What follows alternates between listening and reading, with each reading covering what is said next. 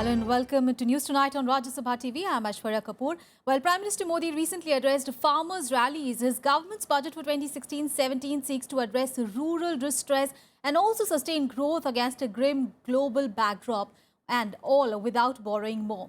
We'll be discussing budget 2016-17 in the details in the next half an hour. But let us begin with the headlines. Finance Minister presents a pro-poor budget, announces aim to double farmer incomes by 2022, a boost in allocations for Manrega and big allocations for rural infrastructure and panchayats.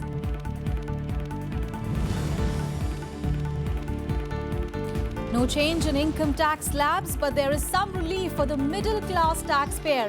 HRA deductions raised from 24,000 to 60,000 rupees. Exemption provided on housing loan interest for first-time home buyers.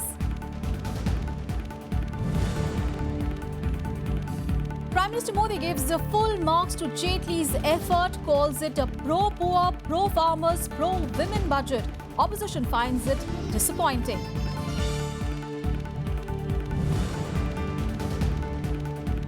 Cars, utility vehicles, luxury cars and cigarettes to get more expensive.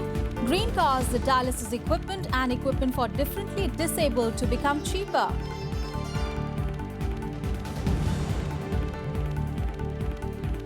Jaitley sticks to fiscal roadmap target of 3.5%, but markets gave a strong thumbs down. Sensex closes 152 points down.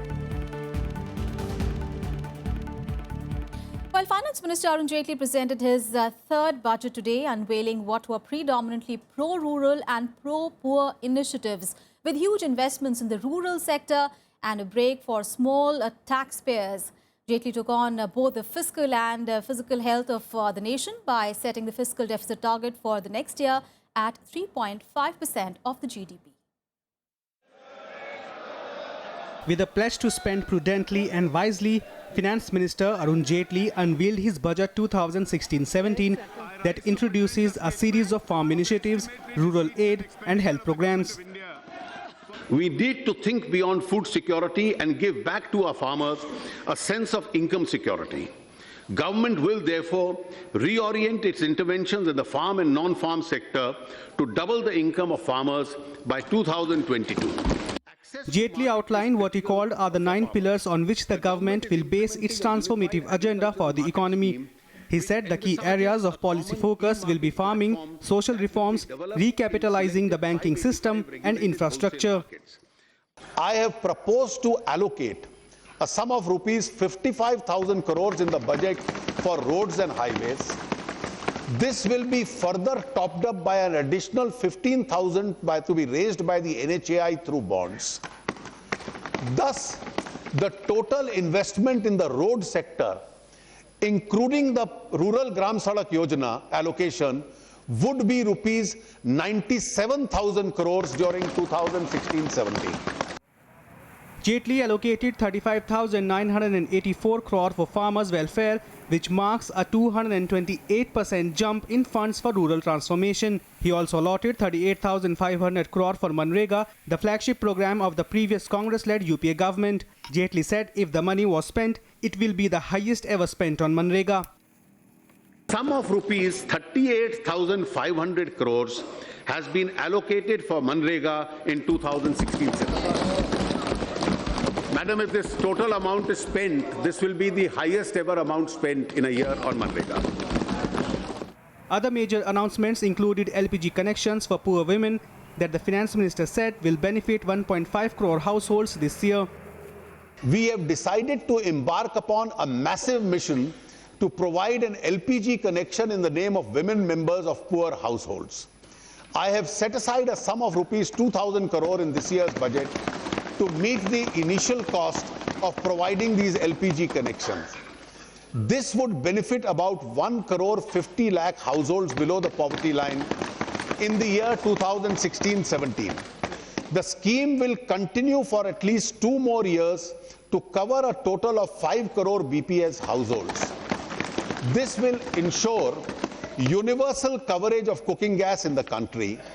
2017. The finance minister began by saying he is presenting the union budget at a time when the global economy is in serious crisis, emphasizing that India has held its ground firmly in tough times. Financial markets have been battered and global trade has contracted. Amidst all these global headwinds, the Indian economy has held its ground firmly. Thanks to our inherent strength and the policies of the government, a lot of confidence and hope continues to be built around India. The International Monetary Fund has hailed India as the bright spot amidst a slowing global economy. The World Economic Forum has said that India's growth is extraordinarily high. And ensure the passage of the Jaitley also announced measures that he said will help more than 2 crore taxpayers. He raised deduction limit for those with total income of less than 5 lakh rupee from 2,000 to 5,000. Besides announcing tax relief for people who do not own a house and do not get house rent allowance from employers. Bureau Report, Rajya Sabha TV. are available to the government. All right, joining me for a chat this evening is Mr. Aseem Chawla, who's a partner with the MPC Legal. Also joining us is Mr. Subramoi Bhattacharjee, who's a consulting editor with the Business Standard. Thank you so much, sir, both of you, for joining us. Coming to you, Mr. Chawla, first.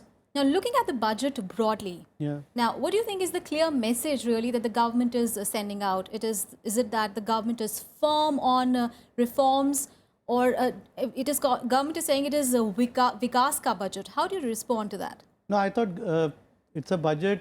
Of course, the underpinning is that it is transformational budget. I would say it's a budget which pauses, reflects, and understands that it needs to take everybody along, and that everybody, in my view, is India still lives in villages.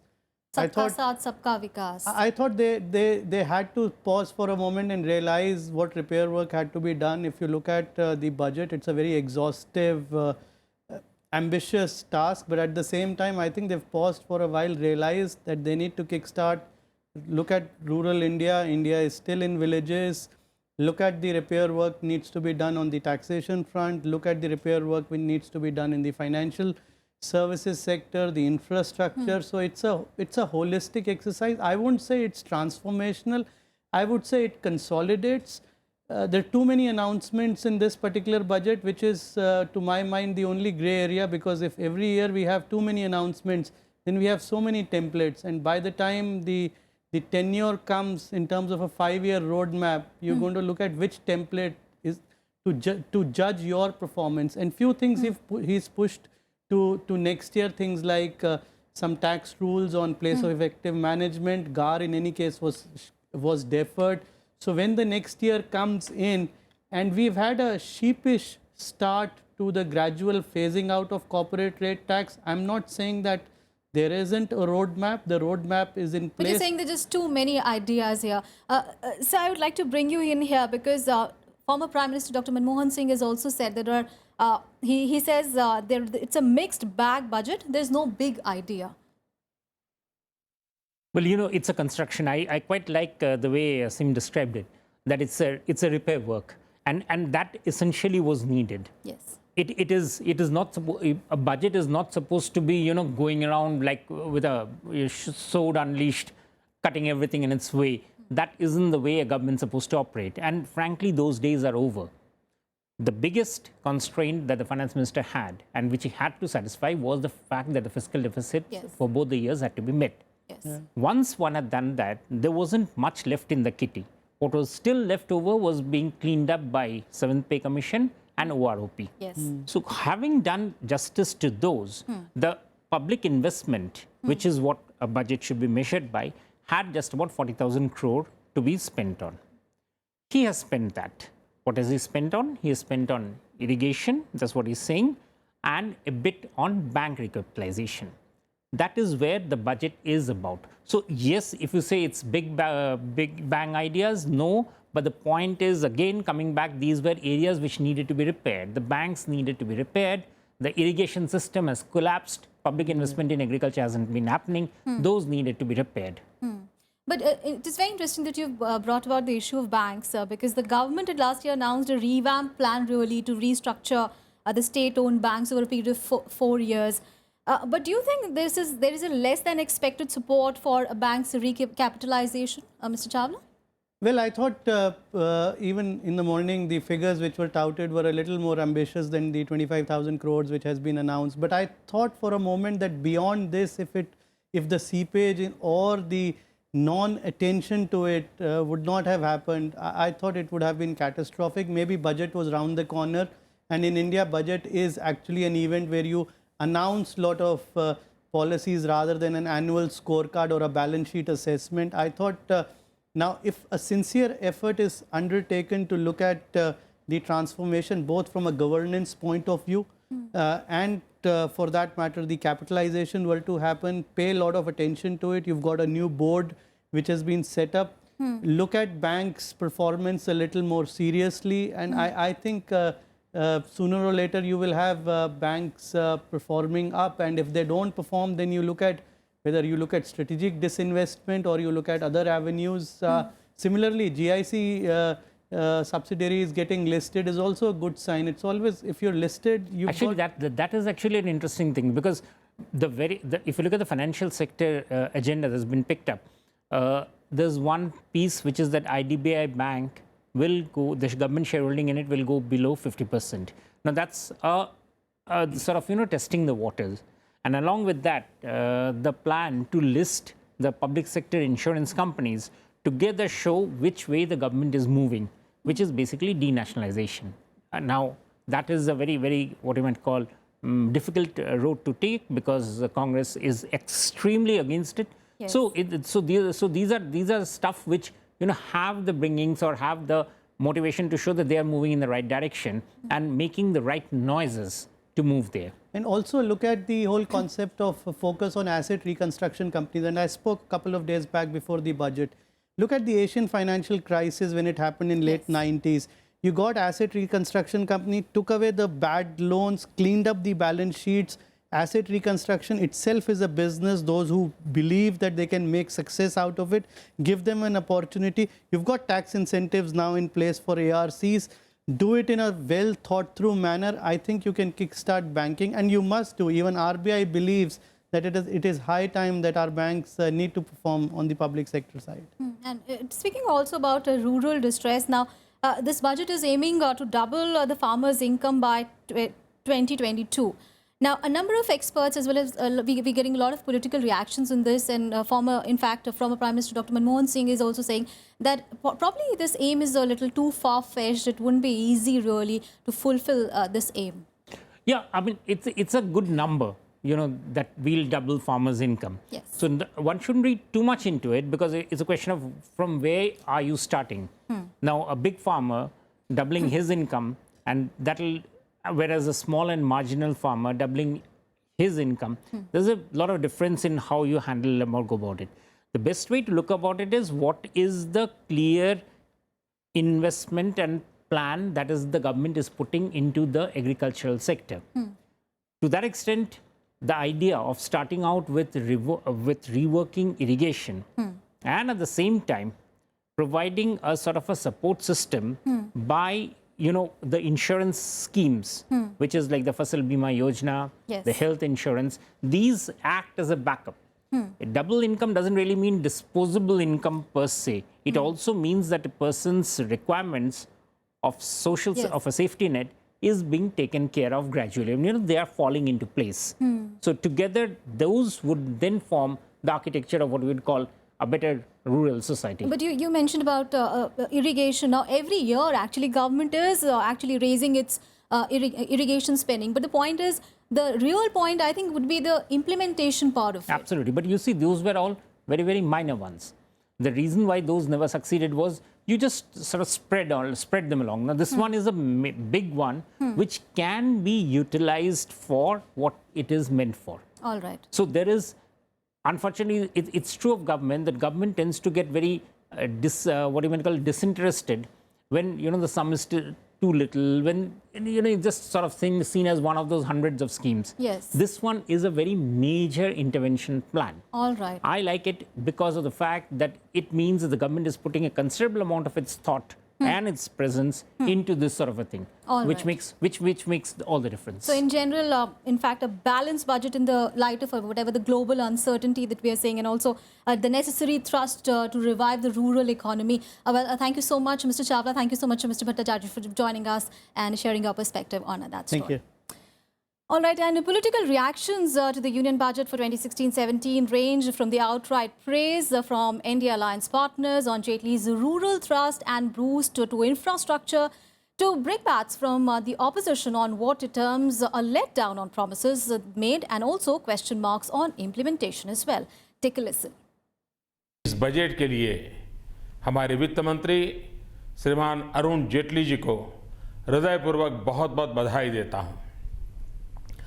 गांव, गरीब, किसान, महिलाएं और युवा इस budget का हमारा सबसे बड़ा फोकस है। A thumbs up from the boss. Modi was all praised for what he termed positives out of tax corrections, steps for primary education, jobs, LPG for rural households and announcements for farmers. That's alongside the expected applause for the finance minister from his cabinet colleagues. The finance minister's budgetary thrust on the farm sector and irrigation, rural jobs and strong allocations for the infrastructure sector were the focus of kudos for him. हमारे देश के इतिहास में road projects के लिए, जिसमें राष्ट्रीय महामार्ग भी है और प्रधानमंत्री ग्राम सड़क योजना है, दोनों को मिलकर करीब 1 लाख करोड़ की प्रोविजन हुई है। बहुत बढ़िया बजट, इससे बढ़िया बजट जो है ग्रामीण इलाका के लिए, ग्रामीण भारत के लिए हो ही नहीं सकता है। इस बजट का फोकस ये है, ये किसान सेंट्रिक, यानी कि किसानों को केंद्रित रख करके, ग्रामीण भारत को केंद्रित रख करके बजट बनाया है। परिप्रेक्ष्य में इतना ट्रांसफॉर्मेशनल बजट वित्त मंत्री ने आज पेश किया है कि ये बुनियादी तौर पे इस देश को एक नए विकास के आवाम पे लेके जाएगा। The political opposition, however, termed it disappointing at best, even little more than an extension of old policies with little fresh initiative. The Trinamool Congress, the biggest BJP opponent in West Bengal, termed it hopeless. Its only virtue is that it has left every section equally disappointed. The Prime Minister had promised that he would reform to transform. The word reform is a little understood but much used word. Reform means reform of factor markets or product markets. There is little evidence of such reform in the budget. It is not a budget which is really invite investments. It is not the budget which will sort of boost up growth, and it is neither a budget which will have ease of doing business. जितने भी काले धन रखे हुए हैं उन लोगों को राहत देने के लिए 45% टैक्स लेकर उनको वाइट बनाने का उनका एक प्रयास जो चल रहा है, वो जैसा कि पहले भी वो कॉर्पोरेट के फेवर में थे, अभी भी वही कॉर्पोरेट के फेवर में है। Ahead of all important elections in 5 states this year, the budget announcements, even beyond the economy, are critical to wooing the electorate. Central to the many challenges, Finance Minister Jaitley looked to balance. Bureau Report, Rajya Sabha Television. Well, Union Finance Minister Arun Jaitley on Monday rose to the occasion to meet the raising expectation from industry leaders and the Aadmi as well, as he presented his third general budget. Now, corporate tax was slashed by 5% and service tax remained unchanged. Jaitley once again relaxed the FDI policy in several sectors, including insurance and pension and asset reconstruction companies, to attract more overseas investments. The stock markets ended budget day's roller coaster ride in the red. The BSE Sensex, which swung in the range of nearly 850 points in trades on Monday, ended 152 points lower at 23,002, while the NSE Nifty declined 43 points to close below its crucial psychological level of 7,000 at 6,987. Overall, this budget is one of the best budgets that could have been presented in the given circumstances, given the fact that there has been a huge deflation, especially in industrial prices across the world. I think the market has appreciated the budget and economists will appreciate it more. The initial reaction was largely due to the Chinese markets going down by 4.5%. But slowly when you look at Indian budget, I think that effect is now taking over. Industry leaders, however, gave Arun Jaitley's third budget a thumbs up. Most corporate honchos said Jaitley had met the sector's raised expectations. Corporate tax was slashed by 5% and service tax remained unchanged. The finance minister has also relaxed FDI policy in several sectors, including insurance and pension and asset reconstruction companies, to attract more overseas investments. It's pro-growth in terms of infrastructure and rural consumption. There's maybe some SOPs there for the middle class, particularly in terms of rent income, but I would like to be able to say that middle classes will also drive consumption and demand. That is less easy to see. From the bank's perspective, money and provisioning 25,000 crores in itself is not enough, but the finance minister has said that is not where he will stop. I think it's a good budget for the agricultural sector, for the rural sector, for the infrastructure sector, which is required. He has done a lot. It's a good budget for reducing appeals in the tax department. It's a well-drafted budget to reach out the masses. Yes. But to realize Make in India, we expected something much more better than this. We hope in the next budget it will get through. Actions which are taken, micro will certainly help in manufacturing, but manufacturing, the base, the backbone is small and medium. So there has to be something much more to happen, much more incentives required for small and micro to happen. Jaitley also adhered to the fiscal consolidation roadmap by proposing to keep the deficit at 3.5% of the GDP in 2016-17. Bureau Report, Rajya Sabha TV. And right now we'll take a very short break. We'll be back with more news. Stay tuned.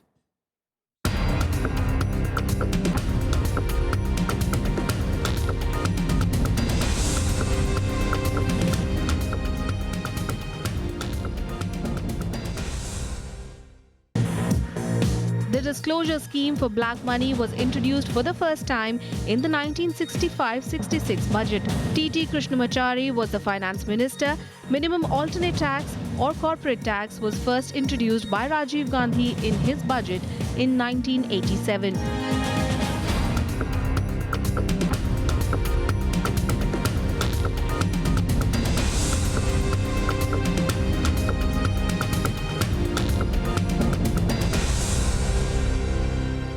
Back, continuing with our complete analysis on budget 2016-17. Well, there was something in Finance Minister Arun Jaitley's budget for the small taxpayers and investments. Though there is no change in income tax slabs, Jaitley said that the roadmap to achieve the fiscal deficit target was on track.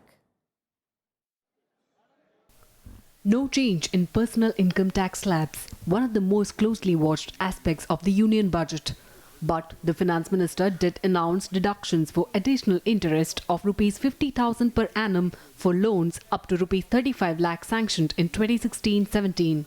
In order to lessen the burden on individuals with income not exceeding 5 lakhs, I propose the ceiling of tax rebate under Section 87A from 2,000 to Rs 5,000.